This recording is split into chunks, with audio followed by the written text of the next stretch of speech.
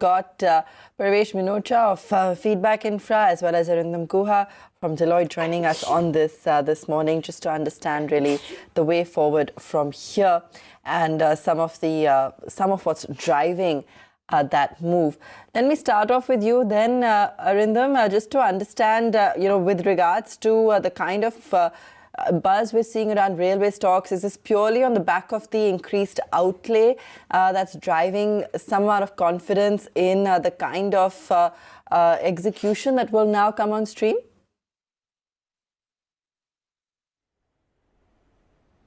I think so. This move of inviting private participation in passenger trains is actually a landmark move because very few countries have attempted this. And I think it's a lot will depend on the kind of planning which has gone into it because I think the key objectives are to bring in more efficiency. Of course, private investment is one of the priorities, and weaning away let's say passenger movement from roadways to railways also is one of the key objectives, because in our country today I think at least 80 to 85% of the passenger movement happens over roads, and unless the railways is able to attract adequate volume of passengers, I think financial viability will continue to be an issue.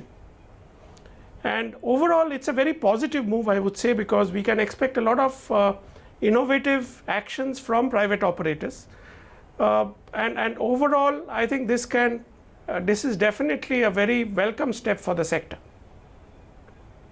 Parvesh, want to get you in on the discussion as well. Morning, firstly. The Railway Board Chairman, Mr. Vinod Kumar Yadav, recently said that it's not business as usual. Indian Railways is about to being transformed. Do you see that happening? And do you really sense that changes will happen? Is it a possibility? Okay, morning. I think one big issue, one big opportunity which probably we have not discussed enough, and that is DFCC is going to free up a lot of track availability, and if the passenger trains are going to come and occupy that over the next 5 years, you could actually see a transformation as it happened in the telecom sector.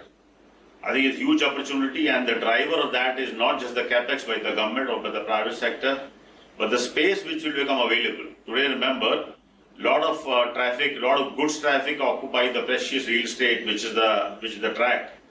And if a lot of goods traffic is going to move on to the DFCC, which is going to be commissioned starting next year or maybe later this year, the part has already started, you're going to see a lot of free space available. So therefore, the Capex from the private sector, same efficiencies we saw in the telecom, we saw in the aviation, they could start coming in. So the next 4 or 5 years could actually be a complete game changer for the railways.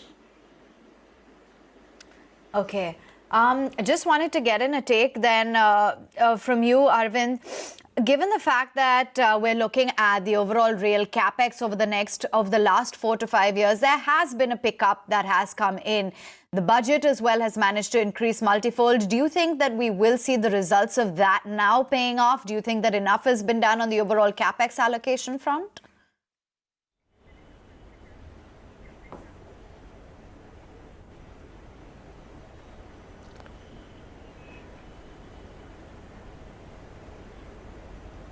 Is that question for me? Yes, Arvind, that question's for you. Yeah, okay. You see, Capex increase has been there definitely. But I think actually what the strategy is to supplement it with private investments, which is why these measures are being taken.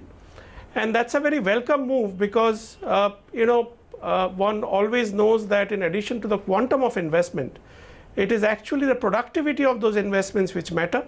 So the moment you get, leading passenger train operators in the fray, you can naturally expect that they'll bring in cutting-edge technology, be it in terms of the kind of wagons they bring on board, the kind of signaling systems or the route prioritization mechanisms they employ. All those benefits, I think the Indian Railways will be indirectly able to leverage.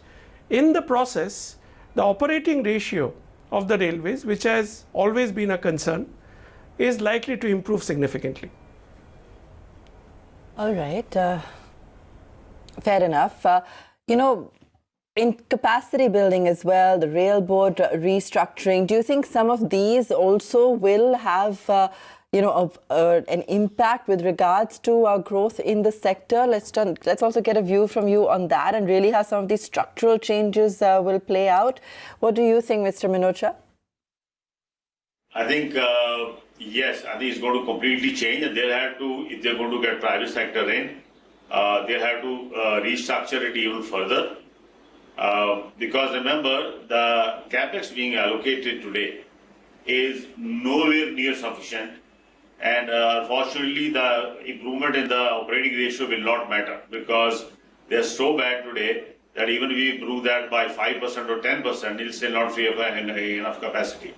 However, what's going to happen is, I think railways have to go back to what they were talking about something like 3 years ago, of actually asset monetization. There was an opportunity, there was a talk about monetizing the signaling system or the traction systems, which means actually they sell it. It's like a sell and lease back model of the aircrafts.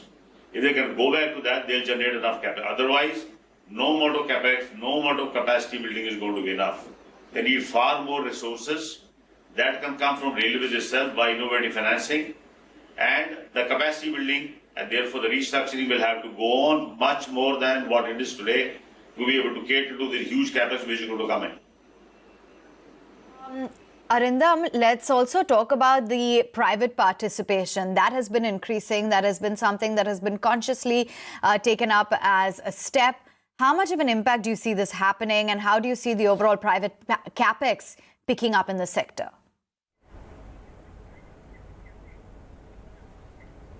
Well, I think, these are all steps in the right direction. If you look at private participation, it started off with the concept of special freight operators in 2017.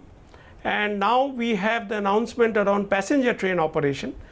As we know, the Indian Railways is a behemoth.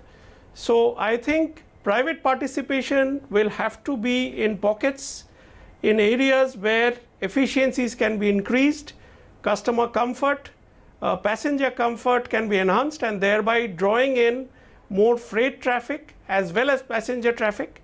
That's one side of the story.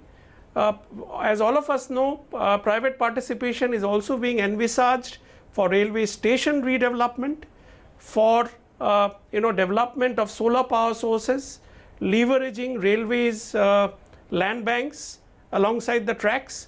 So I would see this as part of an integrated blueprint, where on one side you increase core efficiency with whatever the government has been operating till date, and having an unified cadre structure, increasing, streamlining administrative jurisdictions on one side, supplemented with selective private involvement in various areas like passenger and freight movement, like station redevelopment, solar power generation, because let's not forget that each of these measures have their own benefits. The way the cost of solar power has been moving today, I think that single step could really save a lot of operating costs for the railways. So I would like to look at this as an overall blueprint, and of course I think the railways needs to get its act together, just like my fellow panelist was mentioning. For example, one of the critical enablers for all this, private participation included, would be operationalization of the freight corridors by 2021, so that the passenger traffic lines are freed up, and you can then augment those tracks to increase passenger train speeds, because productivity is key. So all these need to go hand in hand and perform as one integrated piece, so that the overall operating leverage, operating ratio of Indian Railways as an aggregate entity moves up, and there are more resources for pumping into capital investments. Okay, fair enough. That's an interesting take coming in there. Let's also get a view from you, Arindam, in terms of Capex as well. And do you see, whatever's been invested over the last few years actually paying off now? What's actually also happened in the last few years to lead to so much interest in the area?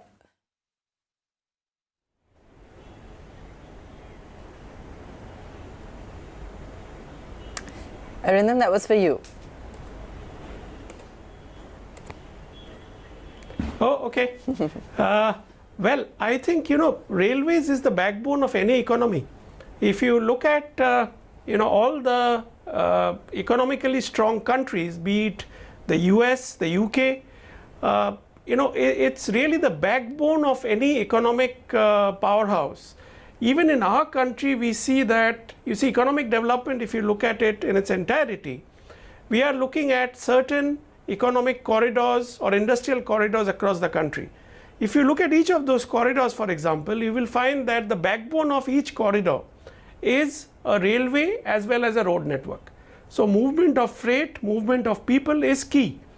And naturally, when you have an activity of this magnitude, you need to bring in efficiencies. You will always get private investors provided you structure the transactions well. You identify those components where the private sector can actually leverage operational efficiencies and make returns. And we have seen in our country, air travel is a typical example, that the kind of transformation which can be achieved if the right kind of tariff mechanisms and policies are put in place. So I think one has a similar expectations from the railways as well, because that would be integral to India's economic development in its entirety. All right. Thank you, gentlemen, for joining us and taking us through some of the exciting developments there when it comes to the rail sector.